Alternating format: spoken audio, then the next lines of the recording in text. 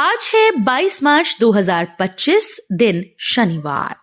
नमस्कार, सुप्रभात। न्यूज छत्तीसगढ़ में आपका बहुत बहुत स्वागत है। इससे पहले आप छत्तीसगढ़ के कौन से जिले से न्यूज को देख रहे हैं, कमेंट में हमें जरूर बताइए। साथ ही डेली अपडेट रहने के लिए चैनल को सब्सक्राइब जरूर करें। बायोगैस संयंत्र की स्थापना के लिए मिली एनओसी, ग्रामीणों को मिलेगा रोजगार। शहर को कचरा और प्रदूषण मुक्त बनाने के लिए ग्राम मुजगहन में बायोगैस संयंत्र की स्थापना की प्रक्रिया तेज हो गई है। अधिकारियों के सर्वे के बाद अब ग्राम पंचायत मुजगहन से एनओसी भी प्राप्त हो गई। कार्य के लिए 71 करोड़ की मौखिक स्वीकृति प्राप्त हुई। डीपीआर बनाकर प्रशासकीय स्वीकृति के लिए इसे भेजा जाएगा। महापौर रामू रोहरा ने बताया कि राशि मिलने के बाद बायोगैस संयंत्र का काम जल्द ही शुरू कर दिया जाएगा। डिजिटल पेमेंट को बढ़ावा देने रायपुर में रेलवे ने बंद किए कई कैश काउंटर। डिजिटल पेमेंट को बढ़ावा देने के लिए रेलवे जोन के अधिकारियों ने आरक्षण केंद्र और अनारक्षित टिकट केंद्र में कई कैश काउंटर बंद कर दिए। इससे यात्रियों की परेशानी बढ़ गई। स्थिति ये है कि टिकट काउंटर्स में लंबी लाइन लग रही है। रायपुर रेलवे स्टेशन के अनारक्षित टिकट काउंटर के लंबी लाइन में खड़े रहने के बाद जब यात्री काउंटर पर टिकट लेने पहुंचते हैं तो पता चलता है कि उक्त काउंटर सिर्फ डिजिटल पेमेंट के लिए है। खास शर्त पूरा करने पर सीजी सरकार पंचायतों को देगी 1 करोड़। नक्सलवाद को जड़ से मिटाने और प्रदेश को नक्सल मुक्त बनाने छत्तीसगढ़ सरकार ने खास योजना बनाई है, जिसके तहत नक्सलियों को आत्मसमर्पण करने के लिए प्रोत्साहित करने वाली ग्राम पंचायतों को विकास कार्यों के लिए 1 करोड़ रुपए देने समेत वहां बिजली और मोबाइल नेटवर्क पहुंचाने जैसे कई लुभावने वादे किए गए हैं।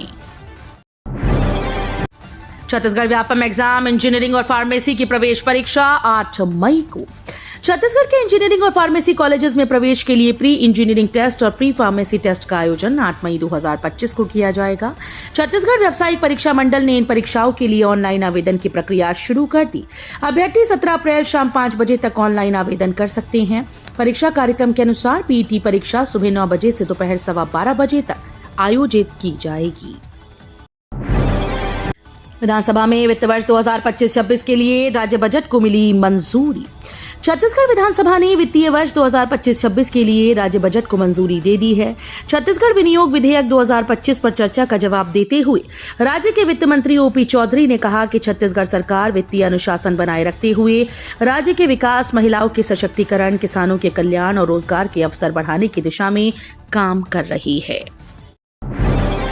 छत्तीसगढ़ में सीआईएसएफ की तर्ज पर बनेगा विशेष सुरक्षा बल एसआईएसएफ। संवेदनशील औद्योगिक क्षेत्रों में की जाएगी तैनाती। छत्तीसगढ़ विधानसभा ने छत्तीसगढ़ राज्य औद्योगिक सुरक्षा बल विधेयक 2025 को मंजूरी दी। ये बल केंद्रीय औद्योगिक सुरक्षा बल की तर्ज पर गठित किया जाएगा।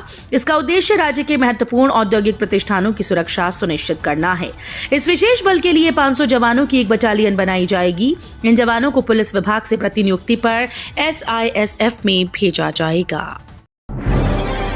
200 पदों के लिए प्लेसमेंट कैंप 24 मार्च को। Sales representative, field officer, RO collection officer जैसे पदों पर होगी भर्ती।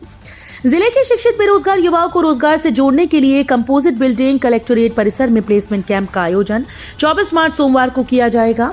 सुबह 11 से शाम 4 बजे तक चलने वाले इस प्लेसमेंट कैंप में रायपुर के निजी संस्थानों के द्वारा 200 पदों पर भर्तियां की जाएंगी।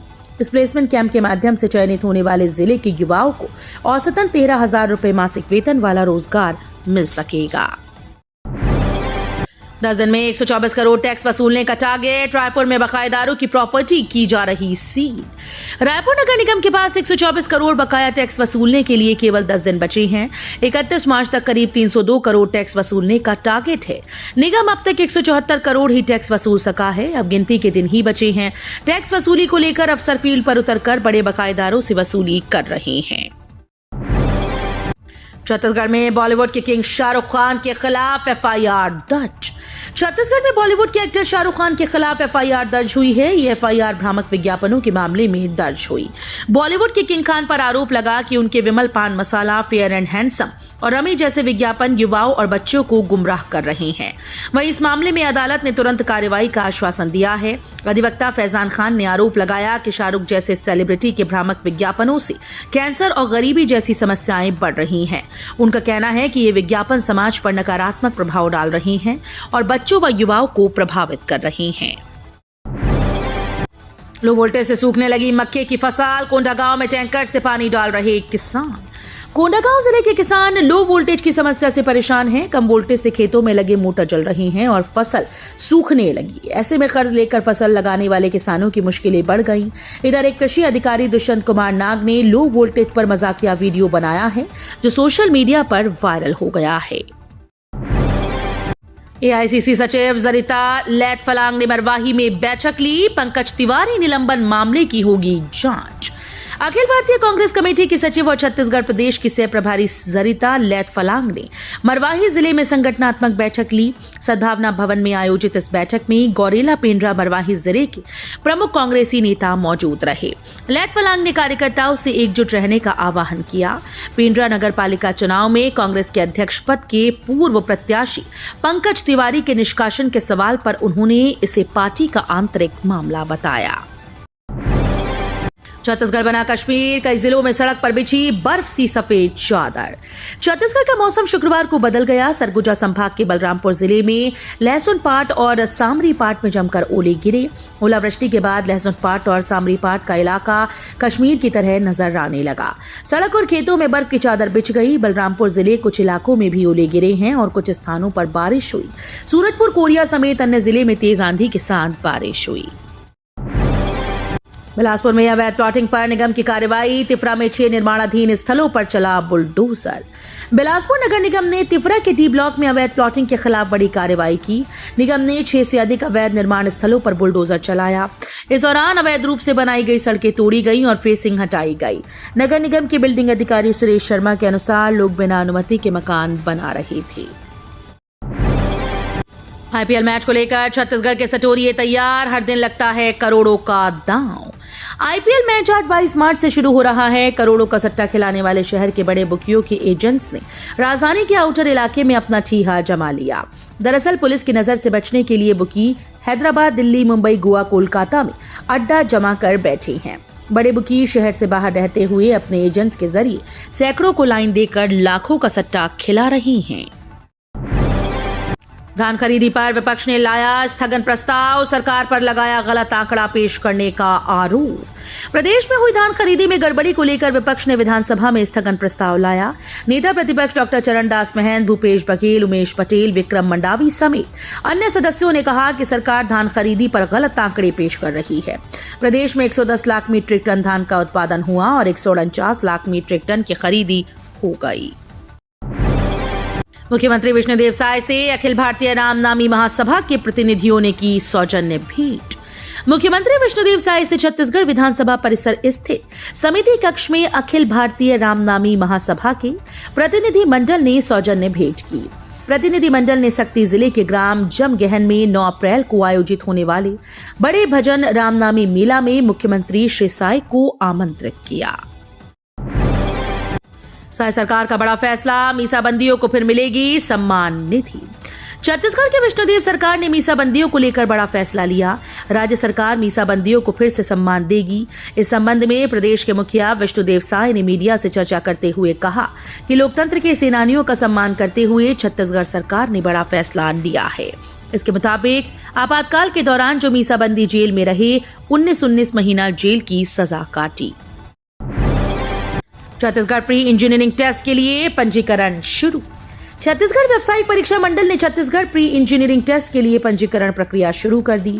आधिकारिक शेड्यूल के अनुसार इस परीक्षा के लिए आवेदन करने की अंतिम तिथि 17 अप्रैल शाम 5 बजे है। CGPET 2025 परीक्षा की तारीख 8 मई है। परीक्षा सुबह 9 बजे से दोपहर 12 बजे तक एक ही सत्र में आयोजित की जाएगी। सरकारी कार्यालयों में देरी से आने वालों पर कार्रवाई। बिलासपुर में 33 कर्मचारियों को नोटिस। बिलासपुर में सरकारी कार्यालयों में समय की पाबंदी को लेकर बड़ी कार्रवाई की गई। कलेक्टर अवनीश शरण के निर्देश पर कोटा SDM नितिन तिवारी ने शुक्रवार को 3 प्रमुख कार्यालयों का अचानक निरीक्षण किया।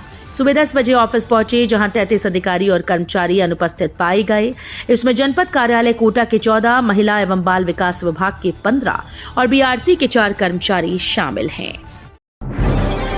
बिना हेलमेट चालकों पर की गई कार्रवाई, रहे सावधान।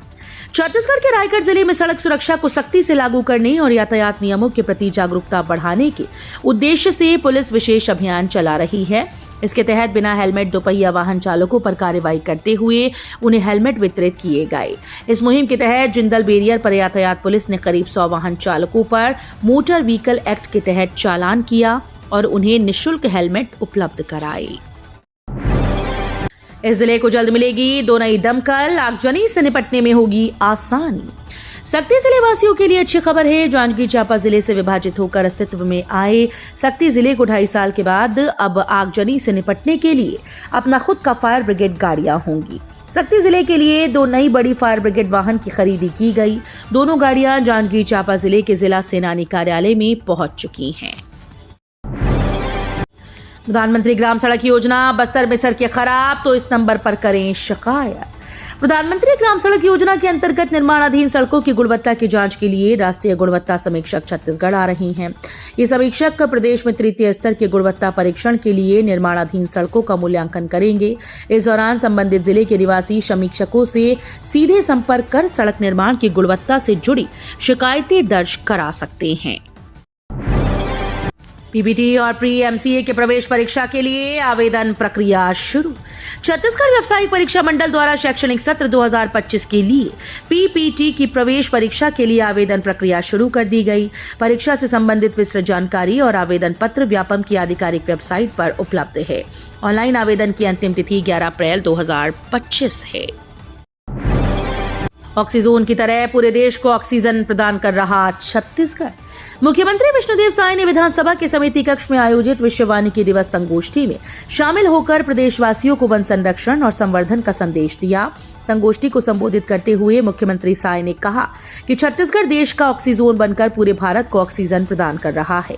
उन्होंने बताया कि प्रदेश का 44% भूभाग वनों से आच्छादित है, जो न केवल पर्यावरणीय दृष्टि से महत्वपूर्ण है बल्कि हमारी सांस्कृतिक और आर्थिक विरासत का अभिन्न हिस्सा भी है। दक्षिण पूर्व मध्य रेलवे को जल संसाधन विभाग का नोटिस, 15 सालों से नहीं पटाया पानी का टैक्स। दक्षिण पूर्व मध्य रेलवे बिलासपुर वैसे तो यात्री और मालगाड़ी ट्रेन चलाकर करोड़ों रुपए की आय अर्जित कर रहा है, लेकिन पानी का टैक्स पटाने में फिसड्डी साबित हो रहा है। जल संसाधन विभाग ने रेलवे के अधिकारियों को नोटिस भेजकर 16 करोड़ रुपए से ज्यादा का बकाया बताया।